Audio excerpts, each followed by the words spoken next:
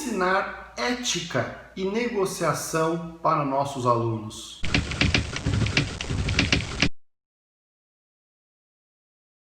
Seja muito bem-vindo ao Pitada de Engenharia. Muito obrigado, nós chegamos a 200 inscritos nesse canal. Isso para um canal de divulgação científica que começou aí há poucos meses é de uma grandeza enorme. Muito me honra você estar aí assistindo os nossos vídeos, apreciando o nosso conteúdo, né? Eu fico realmente muito honrado com a sua presença, com a sua visualização aqui no canal. No vídeo de hoje eu vou falar um pouquinho sobre uma das maiores discussões envolvendo a universidade atualmente, tá bom? Uma das maiores críticas que se faz ao ensino de engenharia é que o ensino de engenharia está ainda pautado pelos paradigmas da Revolução Industrial. Eu estou devendo uma série de vídeos que conta a história da universidade. Prepare o seu coração. Eu tenho certeza que você nunca imaginou como a universidade evoluiu e quais são os pilares sob os quais ela foi erguida e quais são os modelos aplicados ao ensino. De toda sorte, é consenso entre o setor empresarial, industrial, ex-alunos, né, que os alunos saem de um curso de engenharia sem grande parte das habilidades necessárias ao exercício profissional de engenheiro. Professor, é o senhor que está dizendo isso? Não vou cair nessa não, raposinha. Olha aqui, ó. Sobre esse assunto da formação de engenharia, eu separei duas referências que eu considero bastante oportunas para explicitar, para exemplificar a importância dessas qualidades de negociação e ética no perfil de formação de um engenheiro moderno, que não é mais aquele perfil de formação do engenheiro calculista, mas sim aquele perfil de formação do engenheiro empreendedor, do engenheiro que, além das capacidades técnicas, desenvolve as importantes capacidades sociais para montar equipes, trabalhar de maneira multidisciplinar, enxergar problemas transversais e, assim, atuar propondo projetos para a sociedade. E nessa primeira referência, que data de 2001, é apresentado um conjunto de qualidades que foram indicadas por empresas da região como sendo qualidades importantes para a formação de um engenheiro. Esse trabalho ainda hoje é referenciado como um dos perfis mais fortes para a identificação de bons profissionais para a indústria.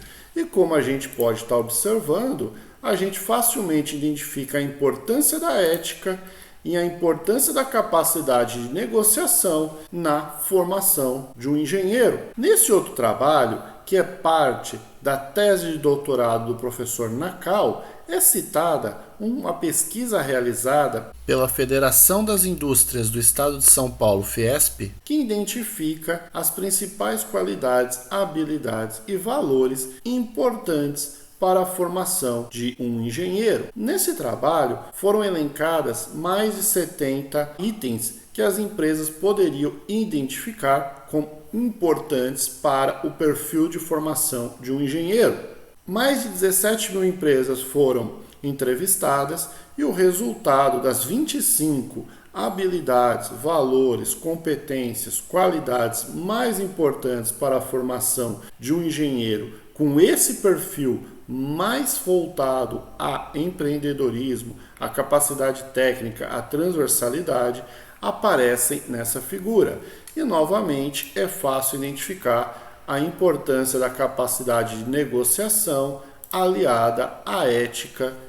E se você observar bem, você aluno, você professor, você da sociedade, deve observar, deve imaginar que grande parte dessas habilidades, grande parte dessas qualidades não são treinadas, não são exercitadas, não são praticadas pelos nossos alunos.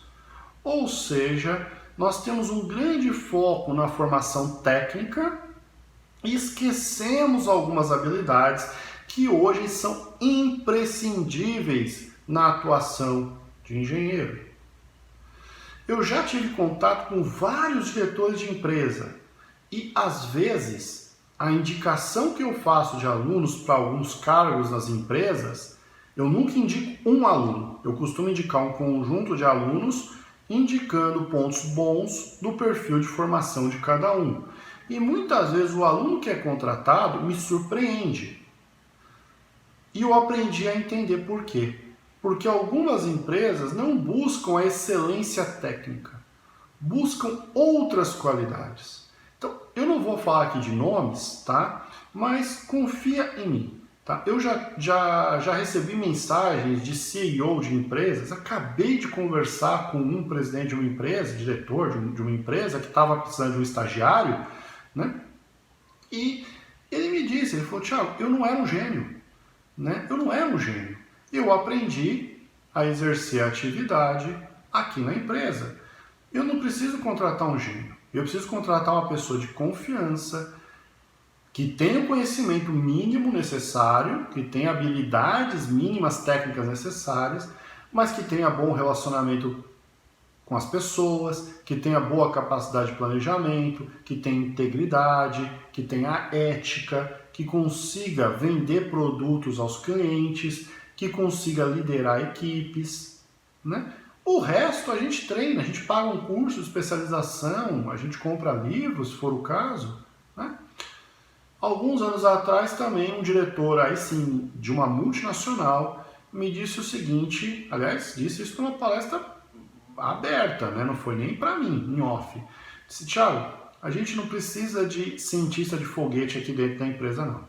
A gente precisa de engenheiro que faça a coisa acontecer. Engenheiro que resolva o problema, né? Então, essa pesquisa da Fiesp que eu coloquei no vídeo aqui, mais esse relato pessoal meu, mostra o quão importante é ensinar algumas habilidades para nossos alunos. Só que é muito difícil para um engenheiro ensinar essas habilidades em cadeiras técnicas. Como é que eu vou gastar hora ensinando ética, ensinando negociação, ensinando trabalho em grupo, planejamento, né? É uma coisa muito difícil. E quando é feito, muitas universidades têm um curso de ética, né? Quando é feito, se não for bem feito, transforma numa disciplina informativa, mostra lá 2, 3 autores, umas frases prontas. Aquilo não traz ao aluno o sentimento de aprendizado, de um processo ético, de um processo de liderança, de um processo de aprendizado, de negociação, né? Passa a ser uma disciplina informativa. Então, eu vou mostrar aqui uma forma que eu aprendi há muitos anos atrás, mais de 15 anos, de como ensinar negociação e ética de verdade para os nossos alunos. Eu aprendi essa técnica numa experiência maravilhosa que eu tive. Sou imensamente grato ao professor Hernani, que me indicou, ao professor Hélio e todos os professores da USP que me indicaram para essa possibilidade. Eu sei que era uma coisa meio que ninguém queria. Todo mundo queria as disciplinas técnicas, né? E o recém-ingresso lá, o garotão, coloca ele para dar a introdução à engenharia. Só que era um projeto fantástico. Era um projeto de introdução à engenharia que era revolucionário na época, 20 anos atrás, né? E que era uma equipe de 21 docentes que davam aula para 800 alunos que trabalhavam em um projeto único por semestre. Eu vou falar muito sobre essa disciplina, sobre essa experiência. Eu aprendi com pessoas incríveis nos 4 anos que eu fiquei nessa função junto com essa equipe. Acho que foram 4 anos que eu fiquei junto dessa equipe. E foi um trabalho assim incrível, incrível mesmo. Uma das coisas que eu aprendi é o que eu queria trazer para o vídeo de hoje.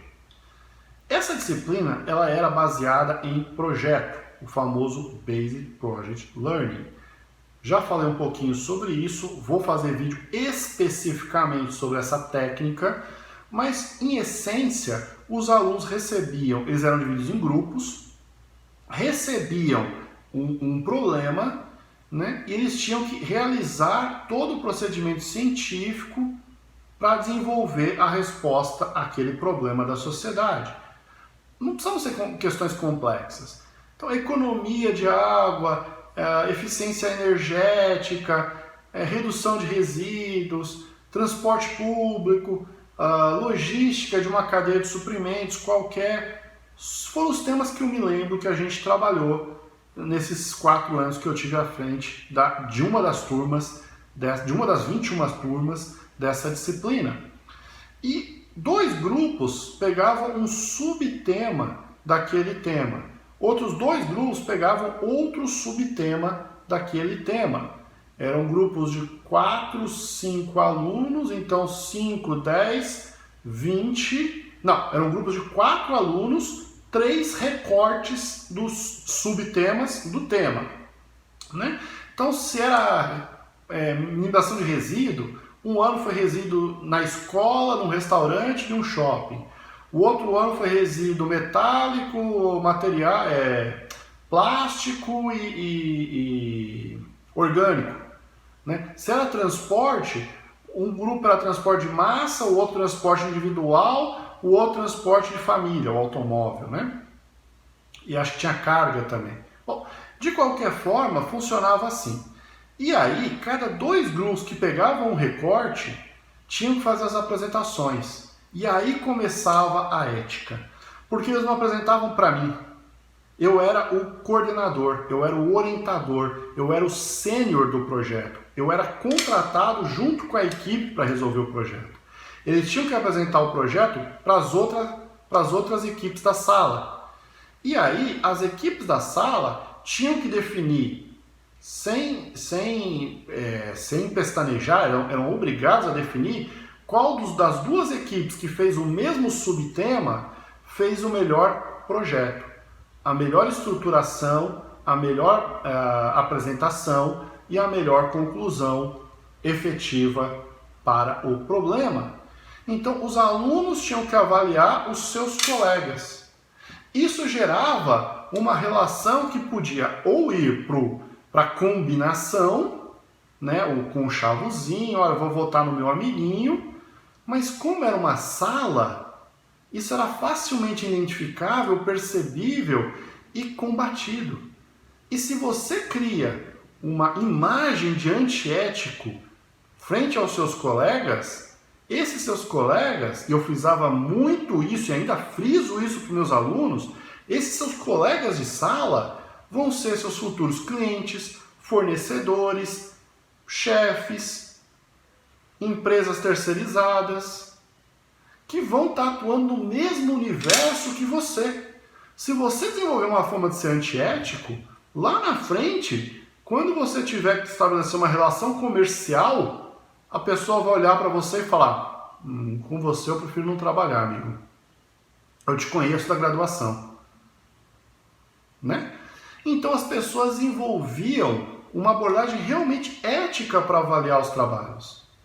Tinha lá um questionário, fazia as pontuações, concluía e dava o parecer final. A gente tabelava. A equipe que ganhasse a disputa recebia um coeficiente nota 1. A equipe que perdesse a disputa recebia um coeficiente nota 0,9. Bom, depois disso, todos os subtemas da sala eram reunidos. E a sala inteira tinha que trabalhar em um relatório, em uma apresentação daquele problema do semestre. E aí, ela participava de uma rodada de apresentação com outras 2 salas. Então, 3 salas apresentavam aquele projeto para as outras turmas e para uma banca de outros 3 professores que não estavam envolvidos com aquela turma, com aquelas turmas, né? E aí o que acontecia? Esses professores faziam a avaliação objetiva do trabalho, do relatório e da apresentação, e os demais alunos das turmas tinham que eleger entre aquelas 3 que estavam apresentando aquele tema, qual foi a melhor, a segunda e a terceira. Podendo fazer, inclusive, uma pergunta para cada equipe. né? 2 ou 3 perguntas para cada equipe, tinha lá uma limitação por apresentação, né? Então, as turmas também faziam a votação nas outras turmas. Então, isso criava um sentimento de que isso era um processo transparente de avaliação.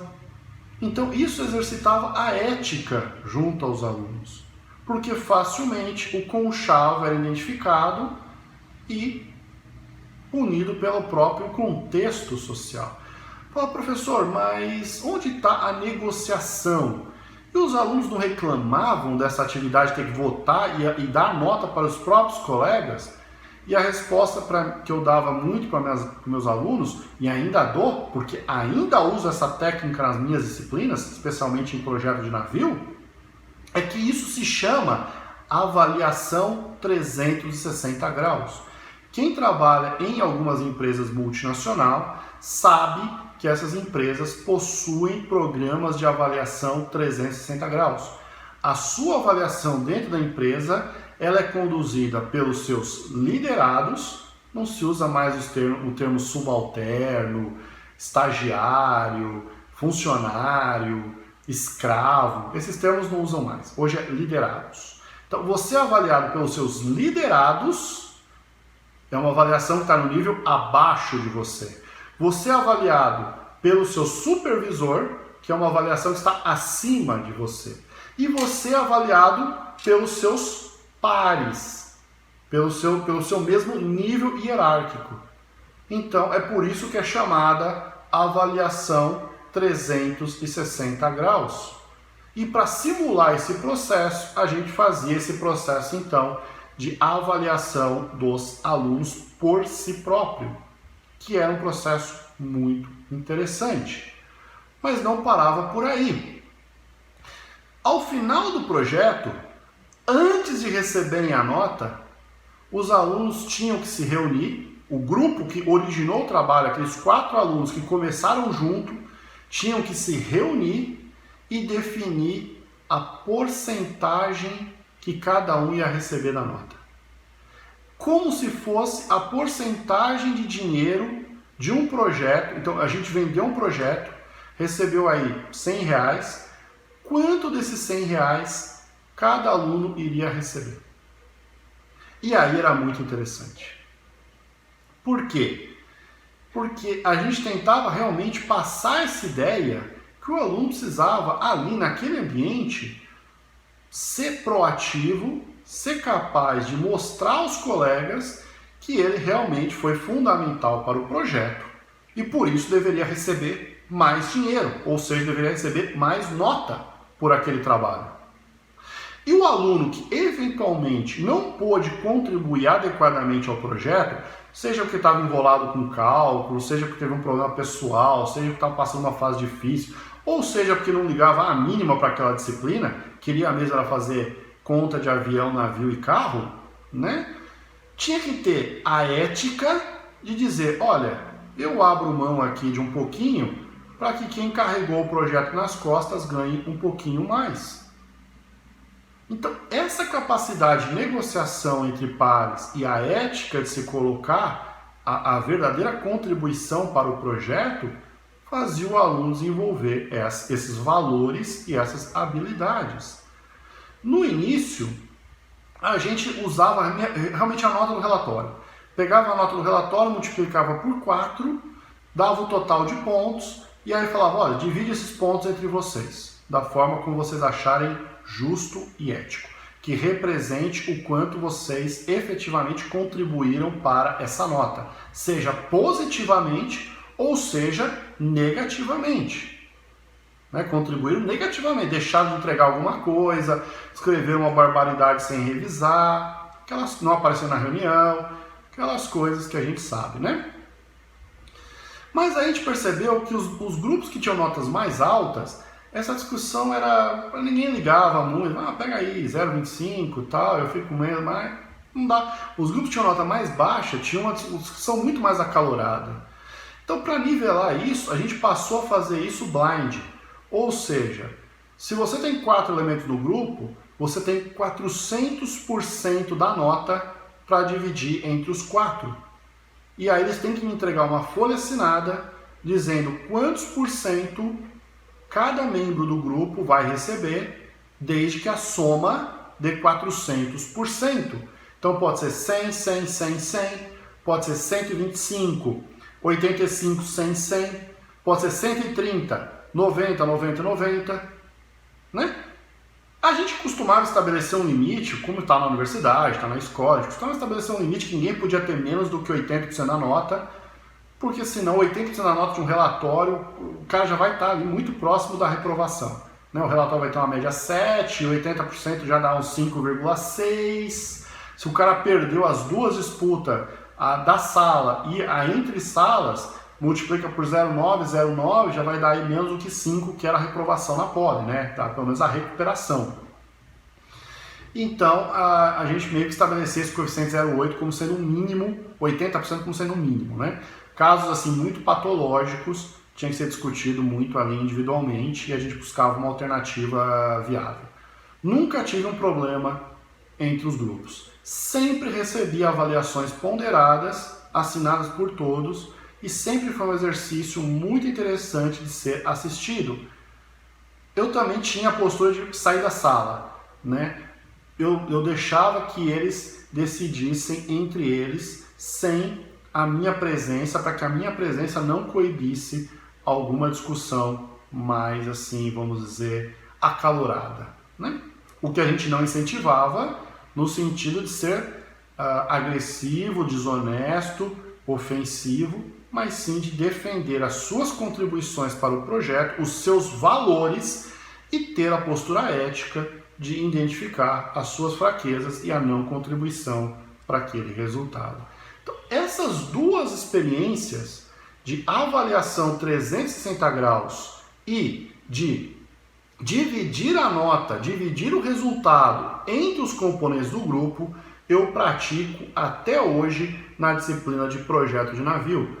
Todos os meus grupos de projeto de navio, desde 2006, que eu comecei a dar aula de introdução à engenharia na Poli, fazem ao final do projeto uma carta dividindo o dinheiro que eles vão receber pelo projeto, ou seja, a nota do trabalho, né?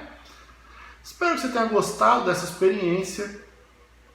Teste essa experiência na tua turma, faça esse trabalho, ajude a formar os nossos alunos, que você vai estar contribuindo para um processo educacional mais completo, mais interessante e mais voltado à interação da universidade com a sociedade. E vai estar resolvendo algumas demandas por habilidades e valores da nossa sociedade, que está muito carente desses valores éticos e morais nos dias de hoje. Espero que tenha gostado. Mais uma vez queria agradecer a sua presença aqui no canal. Continue ajudando a divulgar o canal, continue prestigiando o nosso trabalho, continue contribuindo com novos temas. Vai ser sempre um prazer tê-lo aqui. Um forte abraço, pessoal!